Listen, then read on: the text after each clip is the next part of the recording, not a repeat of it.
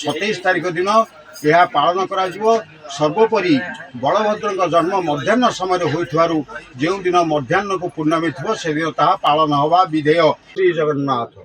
मु हरिशंकर मिश्र पंजिका समीक्षक सभ्य मुक्तिमंडप पंडित सभा आमर आगामी श्रावण पूर्णमी कमा पूर्णमी बा बलभद्र जन्म को नहीं जो द्वंद्व सृष्टि होती विभिन्न लोक विभिन्न मत देउथवारु ताहा लोक मानकु विभ्रांत कराउछि।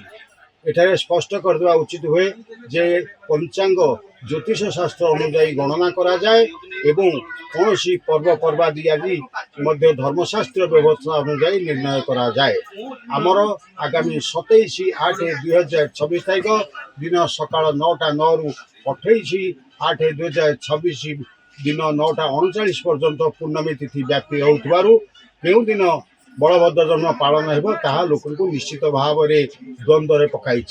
एटा आम स्पष्ट करदेवाक चाहूँ जे धर्मशास्त्र आधार रे जो पर्व आदि निर्णय करा जाए पंडित सर्वस्वर 111 और 112 पृष्ठ स्पष्ट लिखित अच्छी जे नंदा तिथि युक्त पूर्णमी एपाई प्रशस्त नुहे।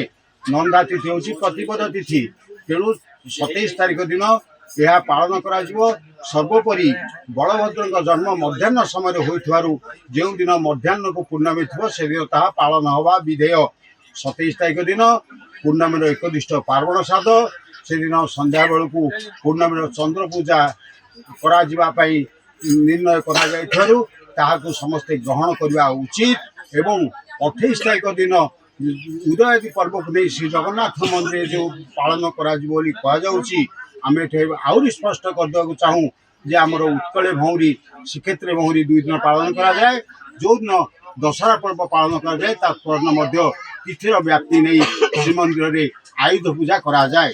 तेणु जो पंडित महाशय श्री जगन्नाथ मंदिर दुहाई दे लोक विभ्रांत करने चाहूँगी मुझे स्पष्ट भाव में कहीदेक चाहे कि आप शास्त्र पुराण देखु पंडित सर्वस्व 111 112 पृष्ठा देखु केवल श्री जगन्नाथ दुहाई दे आपण विभ्रांत करना।